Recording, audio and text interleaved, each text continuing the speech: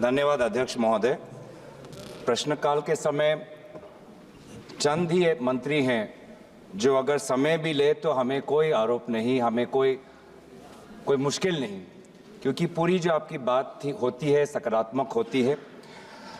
Road accidents के मामले में आपके उत्तर में विवरण है कि असम में लगभग 27,000 एक्सीडेंट्स हुए हैं और ज़्यादातर एक्सीडेंट्स उसी चीज़ के कारण हुआ जिसमें आपने अपने खुद का उदाहरण दिया कि ये ट्रक ओवरलोड होके आते हैं, बड़ी स्पीड में जाते हैं और रात के समय जब फॉग, और विशेष रूप से अब जो फॉगी कंडीशंस होते हैं शीतकालीन समय में, वो रात के या सुबह के 1 बजे 4 बजे जब जाते हैं, तो क्या आपकी मंत्रालय क्या कर सकते हैं इस संदर्भ में?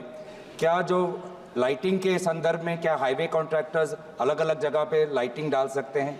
क्या अलग अलग जगह पर लॉ एंड ऑर्डर कॉन्करेंट है क्या, लेकिन क्या आप सीसीटीवी कैमरा लगा सकते हैं ताकि जानकारी पुलिस तक पहुंचे, डेटा आपके पास रहे और जानकारी पुलिस तक पहुंचे ताकि जो भी ट्रक ओवर स्पीड कर रहा हो उसको हम पहले ही रोक लें? क्या इस प्रकार की कोई सकारात्मक सोच? और सर, एक और कारण मेरे क्षेत्र में ये है और आपको भी पता है कि जोरहाट के लोकसभा क्षेत्र में वो कितने साल हो गए, कितने कॉन्ट्रैक्टर चेंज हो गए, लेकिन वो NH37 हमारा संपूर्ण नहीं है, बहुत खराब वहाँ पे डिज़ाइन है, जिसके कारण ट्रक्स और ये लाइटिंग के कारण बहुत ही वहाँ पे एक्सीडेंट्स हो रहे हैं। तो जोरहाट में क्या आप डेडलाइन, क्या आपकी मंत्रालय अभी कोई डेडलाइन दे पाएंगे कि वहाँ का हाईवे का काम कब संपूर्ण हो जाएगा? धन्यवाद सर। अन्य स्पीकर महोदय, दिक्कत ये है कि रोड पर ट्रक खड़ा करते हैं हमारे NH के ऊपर।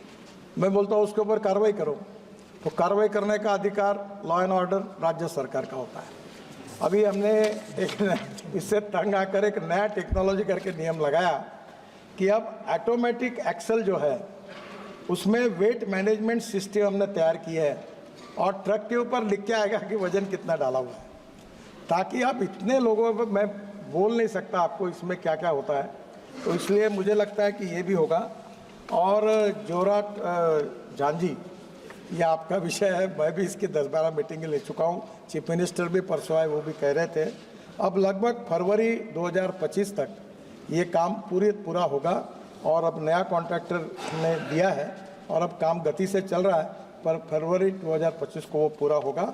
और ये जो कैमरे हैं ये हमने लगाए हैं और अभी हमने किया है कि हमारे पास खाली जगह पड़ी थी, तो हमने एक हम सफ़र करके योजना चालू की है, जहाँ पेट्रोल डीजल गैस स्टेशन होगा और वहीं बाजू में एक छोटा रेस्टोरेंट ढाबा भी होगा और कम से कम 10 ट्रक और 15-20 कार का पार्किंग होगा और वो छोटे जगह पर एक वॉशरूम, टॉयलेट्स भी होंगे और उसमें ट्रक वगैरह अंदर जाके जाएंगे। जो रोड पर पार्किंग करते ये एक प्रॉब्लम। दूसरा प्रॉब्लम हाई स्पीड, ये प्रॉब्लम नहीं है, पूरे वर्ल्ड में हाई स्पीड चलती है।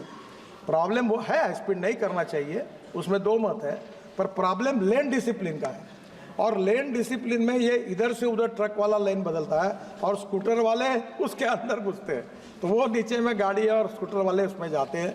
तो लेन डिसिप्लिन का पालन करना, इसके लिए अभी कुछ जगह कैमरे शहरों में लगे हैं, फाइन भी लगने लगे हैं बहुत। मुझे भी फाइन लगा, 2 बार भरना पड़ा मेरे कार को मुंबई में, तो ये अभी वो कैमरा में आता है, अब लोग उसकी भी तकरार कर रहे हैं। तो प्रॉब्लम ये है कि ये जितना इंटेलिजेंट ट्रैफिक सिस्टम है वो करेंगे और उसके साथ साथ मन में ह्यूमन बिहेवियर जब तक नहीं बदलेगा। अब पूरे फिल्म स्टार अमिताभ बच्चन हर साल अभी कार्यक्रम है, सबकी मदद कर रहे हैं, क्रिकेटर की मदद ले रहे, सेलिब्रिटीज़ को ले रहे, स्कूल में कार्यक्रम कर रहे हैं। मैं आपको आह्वान करता हूं कि आपके एरिया में स्कूल के बड़े बड़े कार्यक्रम करिए, हमारे डिपार्टमेंट आपको सहयोग करेगा, एजुकेशन इंस्टीट्यूशन, यूनिवर्सिटीज़, ताकि हम रूल्स ऑफ द रोड के बारे में हम लोग उसका पालन करेंगे, वायलेशन नहीं करेंगे। अब मेरे सामने एक रेड सिग्नल लगने के बाद गाड़ी घुस जाती बीच में, वो आई और दूसरे ने डैश मार दी, मैंने आंखों से देखा। इतनी जल्दी क्यों करते हो? रेड सिग्नल लगा तो रुक जाओ ना। ये छोटी छोटी बातें जो है ये आपके सबके सोसाइटी के ऑल स्टेक होल्डर्स के सहयोग के बिना नहीं होगा। मैं आपको एक बात बताता हूँ, विदेश जाते हैं, मैं चॉकलेट खाता हूँ तो मैं नेचुरली वो अपने जेब में रखता हूँ और हिंदुस्तान में खिड़की से फेंक देते हैं। अब प्रॉब्लम ये है कि हमें बदलना पड़ेगा और छोटे बच्चों के लिए कोर्सेस लगा है, कैंपेन चल रही है। वैसे आप लोग भी आपके कॉन्स्टिट्यूशन में इसकी मदद करिए। बस बॉडी कोड, ये एक मेरे से गलती हुई, हर बार ये हथौड़ा लेके रोड पर खड़े होकर बस बॉडी बनाते थे।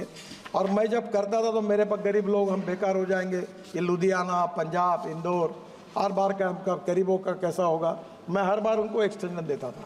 हमारे समृद्धि महामार्ग पर एक प्राइवेट बस पूरी तरह एक्सीडेंट हो गया, जल गई और 45 लोग जल के मर गए। जब यह बात देखी तो मुझे लगा कि ये तो अपनी गलती है।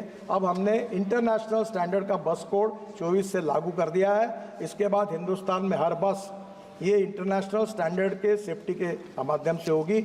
और जब बस में अगर एक्सीडेंट होगा तो इतनी बड़ी कांच होगी और बाजू में वो प्लास्टिक की हथौड़ी होगी, उसको खोद के वो बाहर निकल सकेंगे, ताकि हमने अभी जो हमारी लोग हैं उनके जीवन के साथ खिलवाड़ किसी भी हालत में नहीं करना, ये हमने निश्चित किया।